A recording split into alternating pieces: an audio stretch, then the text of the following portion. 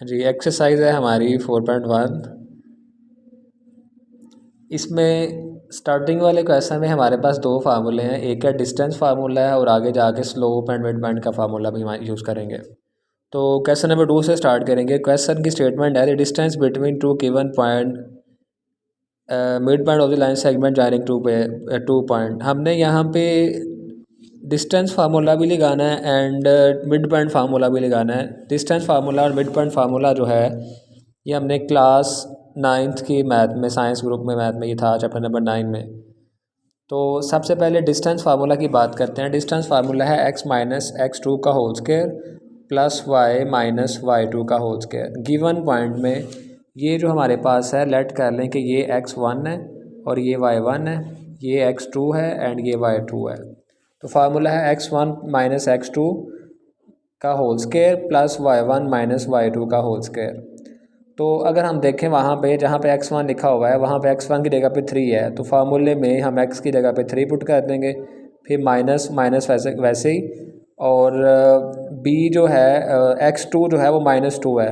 x2 का minus और ये सेंटर वाला माइनस जो होगा मिलकर आपस में प्लस बन जाएंगे, हमारे पास आ जाएगा 3 + 2, क्योंकि x1 3 है एंड x2 -2 है। 3 - 2 और फार्मूले का माइनस, ये माइनस और ये माइनस मिलकर हमारे पास प्लस बन गया, तो 3 + 5 का होल स्क्वायर प्लस, और दूसरा है y2 माइनस y1। y2 क्या है -4 है, या y1 क्या है 1 -4, y1 1 है 1 लिख दिया, फार्मूले का माइनस और ये माइनस मिलकर प्लस हो गया तो 5 हो गया, 4 हो गया, तो 1 + 4 का होल स्क्वायर इक्वल टू 25। तो 25 + 25 हमारे पास आंसर आ जाएगा 50। मैंने यहाँ पे स्टॉप किया है, आप यहाँ से पूछ सकते हैं पेज वाइज। डिटेल सारी साथ साथ बता रहा हूँ ना, इसलिए। अब इस क्वेश्चन में भी सेम ऐसे ही है, हमें 2 पॉइंट दिए गए हैं x1 x2 y1 y2, तो उन्हीं पॉइंट्स को यहाँ पे हम लिखेंगे, लेकिन इसमें दिया है कि मिडवियन की फॉर्म में क्वेश्चन दिया गया -1/3। जब इसको यहाँ पे लिखेंगे इसका एलसीएम लेना पड़ेगा, 3 एलसीएम आ जाएगा, 3 3 से काट जाएगा तो यहाँ पे 1 लिखा जाएगा एंड 3 5 से मल्टीप्लाई हो जाएगा तो 15 आ जाएगा। तो -1 - 15 is equal to -16 and plus minus का स्क्वायर हमेशा प्लस में आता है, इसलिए यहाँ पे प्लस लिखा गया। 16 का स्क्वायर 256 एंड 3 का स्क्वायर 9 एलसीएम आ जाएगा। 9 को 20 से मल्टीप्लाई करें तो 180 एंड 256 वैसे का वैसे इनको सॉल्व किया तो हमारे पास सिंप्लीफाई करने के बाद शॉर्ट फॉर्म आ गई 2/3 √109। और इसी में ही हमने मिड पॉइंट फार्मूला लगाना है, x1 + x2/2 and y1 + y2/2। Mid point formula इधर भी लग गया, x1 क्या था हमारे सामने, x2 क्या है। अब यहाँ पे y1 + y2 में लिखा हुआ है -1/3 + 5, इसका हमें एलसीएम लेना पड़ेगा। एलसीएम हमारे पास आ जाएगा 3, यहाँ पे एलसीएम हमने लिया हुआ है 3, और ऊपर आ जाएगा -1 + 15। कटिंग करने के बाद हमारे पास इसकी फाइनली फॉर्म आएगी -2√5 एंड 7/3। इसके बाद क्वेश्चन नंबर 3 है, इसमें उसने डिस्टेंस का हिंट दिया है कि एड अ डिस्टेंस, मीन्स के पहली बात तो ये है कि डिस्टेंस फार्मूला लगेगा। दूसरा उसने कहा कि यूनिट फ्रॉम दी ओरिजिन। इस क्वेश्चन में हमें ए और बी 2 वैल्यूज़ दी गई थी, एक x1 एक y1 एक x2 एक y2, हमने ये नाम दिया था। लेकिन यहाँ पे क्या है कि सिर्फ वैल्यू ही एक दी गई है, x1 y1, x2 y2 है ही नहीं है। लेकिन डिस्टेंस फार्मूला के अंदर हमने पढ़ा कि x2 भी है y2 भी है, तो लेकिन यहाँ पे ओरिजिन लिखा हुआ है, तो ओरिजिन जो है उसकी वैल्यू होती है 0,0, मीन्स कि उसको ओ से रिप्रेजेंट किया जाता है, तो 0,0 उसकी वैल्यू होती है, मेंशन भी है। तो लेट ये पी कर लिया कि ये पी के इक्वल है एंड ओरिजिन का हिंट दिया होगा, तो ओरिजिन हमारे पास आ जाएगा 0 0। अब ये x1 ये y1 ये x2 ये y2, सेम उसी फार्मूले से पीछे वाले मेथड से हमने उसको सिंप्लीफाई करना है। 225 आएगा एंड 225 जो है किसी का परफेक्ट स्क्वायर है, वो है हमारे पास 15 का, तो 15 आंसर हमारे पास आ जाएगा। अब उसने क्वेश्चन में कहा था कि ये बताएं कि क्या 15 वाला आंसर कोई इसमें से आता है, मतलब इस यहाँ पे लास्ट टाइम में लिखी है the point P is at the distance of 15 unit from the origin. को ये पॉइंट पी जो है जिसका हमने पी के लेट किया था, ये इसका आंसर 15 है, इसलिए ये ओरिजिन के करीब है। इसी तरह नेक्स्ट भी सॉल्व करेंगे, वो भी ओरिजिन के साथ ही लिखेंगे, 0 0 ओरिजिन आ जाएगा। अगर उसका आंसर 15 आता है तो फिर यही स्टेटमेंट लिखनी है, अगर नहीं आता तो इज़ नॉट लिख देना बस, ये वाला यहाँ पे। दैन इसके बाद सेम इसी तरह यहाँ पे भी अगर आंसर 15 आता है तो ठीक है, अगर नहीं आता तो हमने यहाँ पे लास्ट पे स्टेटमेंट लिख दी कि P is not at a distance of 15 unit from the origin. इसी का डी पार्ट भी सेम ऐसे है, स्टार्टिंग से लेके एंड तक जो हमने जो दो फार्मूले डिस्कस किए हैं, इसका डिस्टेंस फार्मूला, इसका मिड पॉइंट फार्मूला, सेम इसी मेथड से जो है इसको हम सिंप्लीफाई जो है वो कर सकेंगे आसानी के साथ।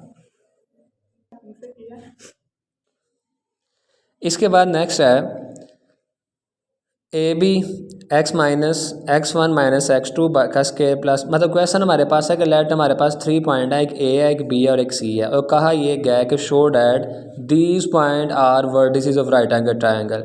अब राइट ट्रायंगल कौन सी ट्रायंगल होती है जिसमें पाइथागोरस थ्योरम लगता है, जिसमें कह लें कि हमारे पास बेस और परपेंडिकुलर का स्क्वायर जो होता है उन दोनों का sum is equal to hypotenuse के स्क्वायर के इक्वल होता है। तो हम लेट करते हैं यहाँ पे,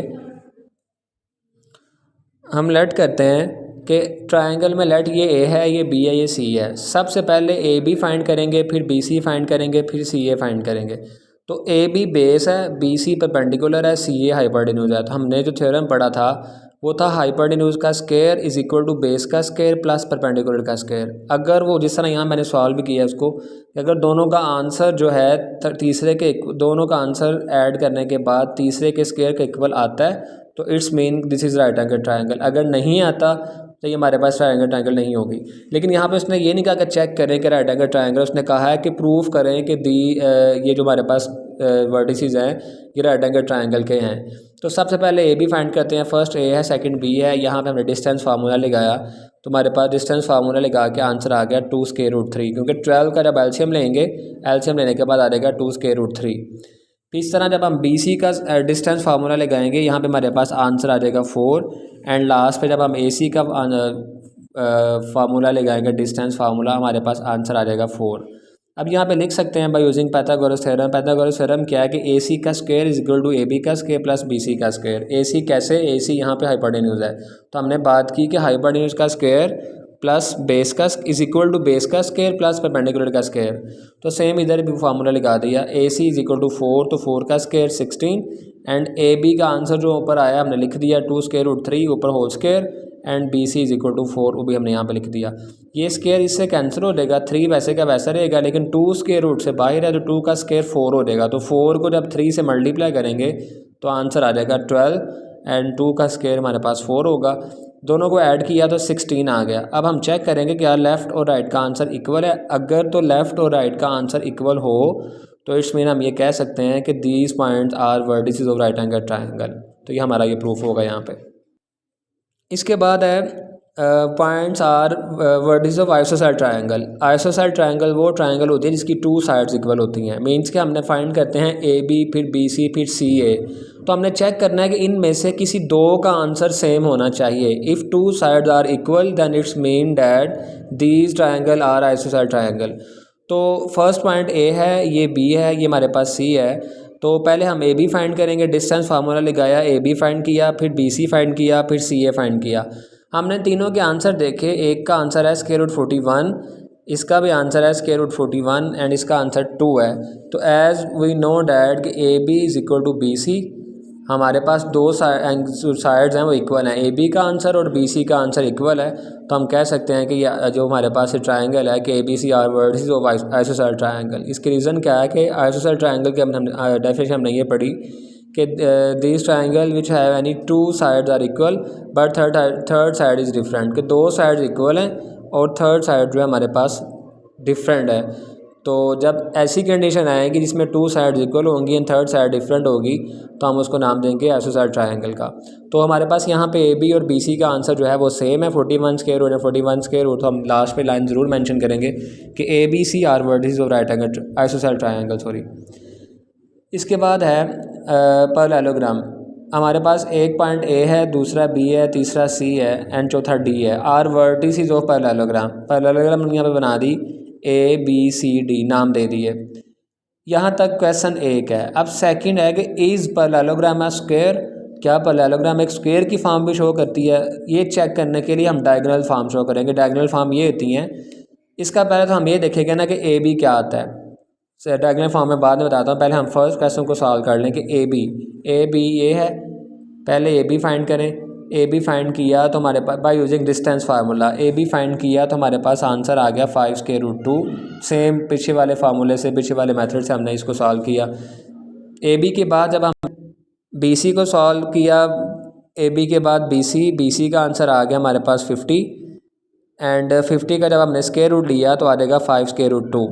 बी सी के बाद सी डी या डी सी, उसका आंसर भी 50 आ गया एंड लास्ट पे हमारे पास आ जाएगा ए डी। मीन्स के A B, B C, C D and A D चारों आंसर जो हैं वो सेम हैं। जब चारों आंसर सेम होंगे तो हम ये बात कहेंगे कि ये हमारे पास पैरेललोग्राम जो है, लेकिन चारों आंसर में अपोजिट साइड्स आर इक्वल होंगी। A B and C D and A D and B C, length of opposite sides are equal.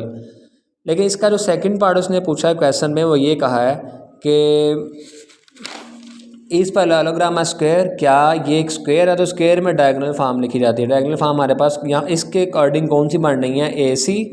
Diagonal form होती है क्रॉस फॉर्म, इधर से लेफ्ट ए सी एंड ये हमारे पास आ जाएगा बी डी।